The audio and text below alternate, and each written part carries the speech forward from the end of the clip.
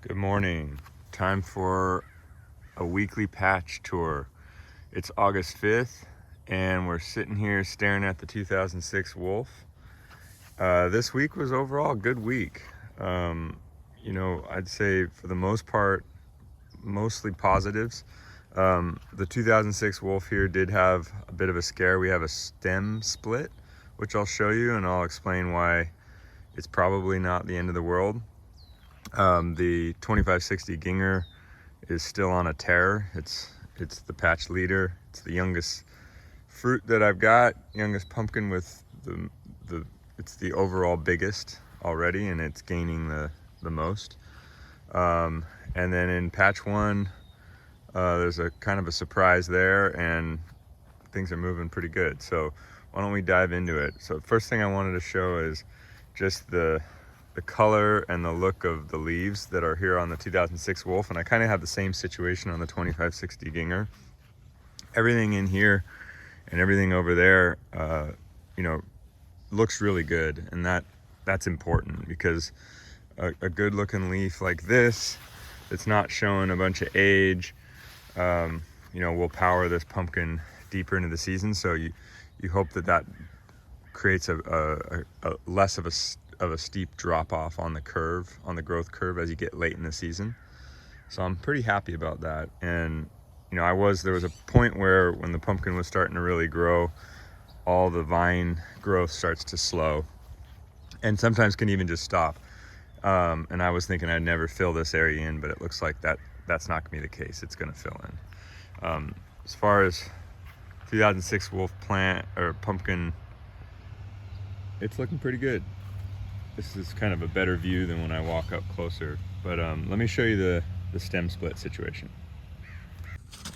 So I came out one morning and I was behind the plant and I noticed this split right there, which does go into the stem cavity, but not into the pumpkin cavity.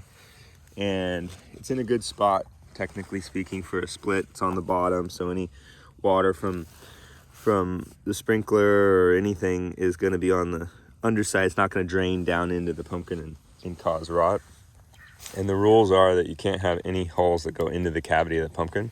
But the way a pumpkin stem is there's actually kind of a hollow spot in the middle of the stem. So a split into that cavity is okay. The risk is that it gets wet and it starts to rot, and then it rots into the cavity, and then you got a problem. It's game over. So the remedy in this case is watch it, make sure it doesn't split, into the pumpkin too much. And I got a fan on it 24/7, and then that little bit of powder you can see is sulfur powder, which is just a fungicide just to protect any fungus spores from forming that we don't want.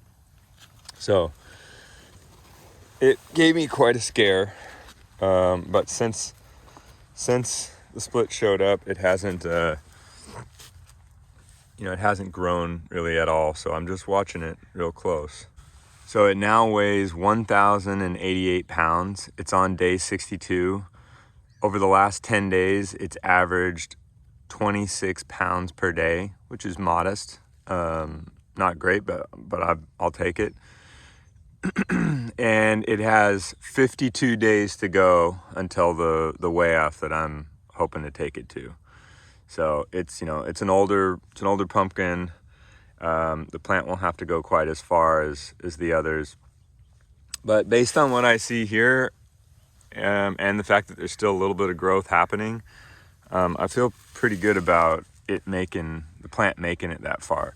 I have had to defoliate, and I'm still kind of fighting the spider mite issue back there.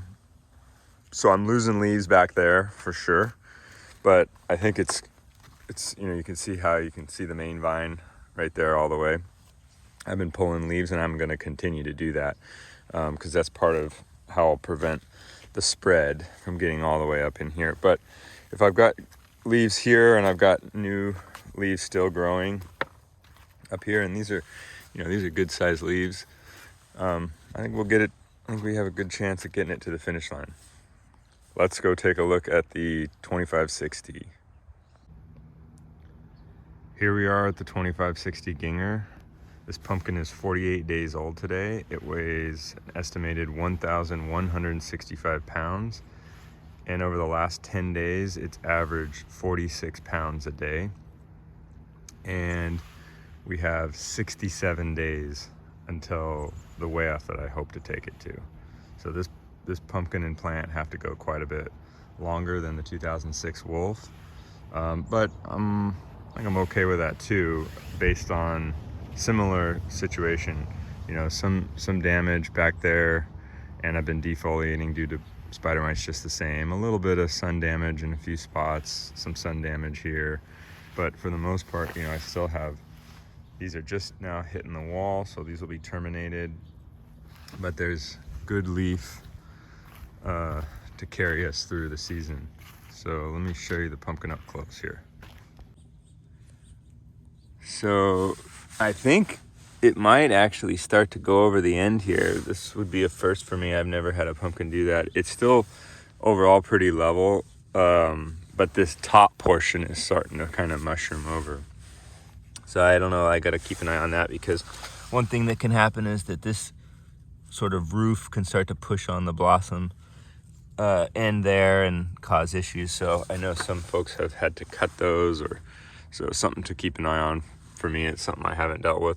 I also had to extend. So we're now, I didn't add a 4-foot piece of plywood. I had to extend the width here because it started to fall off the 4 feet of plywood. So I have a landing area now for it here, and I probably, if things keep going the way they are, I may end up having to do more. This pumpkin's funny. It's kind of unassuming. It doesn't look as big as it actually is, and mostly that's because it's not very tall. And it's just like, once you're up above it and you're looking down on it, you can kind of see, and it doesn't show up in camera that way, but it is just incredibly wide. Especially on this side, there's this just huge section of the pumpkin. Back here, things are looking okay. You can start to see a little bit of a kink forming there. So I moved this yesterday, and just even overnight, it pushed back a little bit. So in another, I don't know, day or two, I'll need to move it again. So far, the stem here, it's not a big one, but there's no real issues. The powder you see there is just preventative sulfur powder. Little bit of contact with the vine over there, some stuff I'm monitoring, but everything really looks okay at this point. So with that, I think we'll cruise over to patch 1 and I'll show you what's going on over there. This is patch 1. We're looking at the back of 2245 Andrews, and look who's still kicking. I thought this plant would have been pulled by now. I'm probably just being stubborn by still not having pulled it, but I don't know if it's just a death rattle or some last spasm of life, but the 2266 Kissamore, which had crawled to almost a stop, has still been growing and actually increased its growth rate a little bit. It's still not really growing. I mean, it's picked up 11-12 pounds a day, which is more than it was. The first signs of rot on a pumpkin, you know, especially one that's, you know, up as old as this one is, 40 days plus old, is you start seeing these white spots, and then they just start spreading over the whole pumpkin. But it basically just calloused over and scabbed over like, you know, like nothing. So kind of what started to look like it was gonna go and just rot. So I don't know. For now, I'm gonna keep it. There's no signs on the plant like we had on the other plant that I showed last week pulling out. There's no pulling out of the ground. There's no signs of the vine yellowing. So for now, I don't know, maybe I'm rolling the dice, but I don't think it's a risk of transmitting something to the other pumpkin. Speaking of which, here is the 2245 Andrews, and it's really starting to bulk up. It weighs 666 pounds and has been gaining at least in the last couple days, like over 30 pounds a day.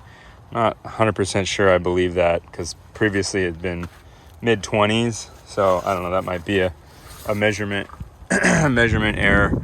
But you know, the shape's not bad on this one. It's kind of got a bit of a sag line over here, which might, as it gets bigger, might be a little bit worrisome.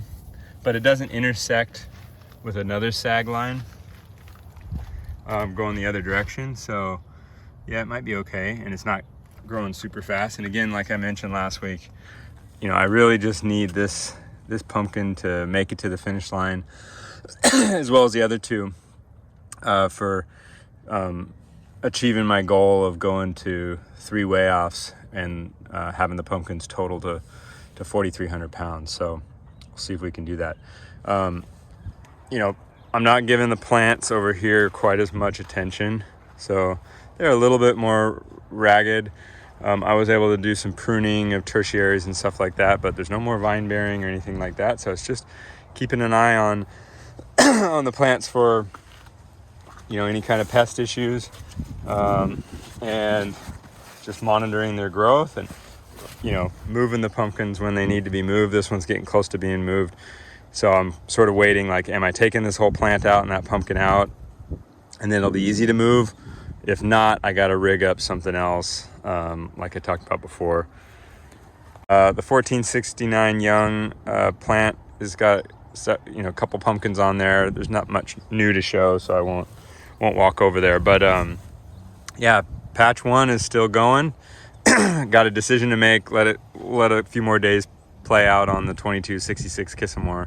I do love having that additional backup in case something happens to one of the other ones. So yeah, we'll just we'll keep going, and you know, it's starting to get into the part of the season where there's not a lot of rapid change. It's just kind of monitoring and keeping steady. The real rapid growth phase is soon to be behind us, but this phase matters too, because it packs on pounds, and you got a lot of days left. Like I said, until weigh off, you know, there's still 60 something days until we're going to the weigh off. All right, that'll do it.